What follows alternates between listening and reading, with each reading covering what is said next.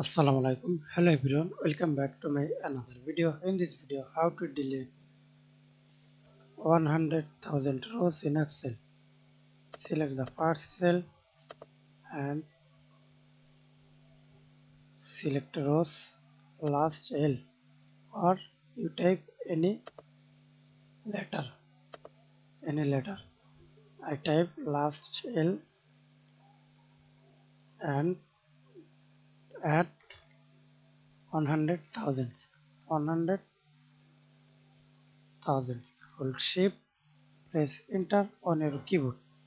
Now see this automatically selected on 100,000.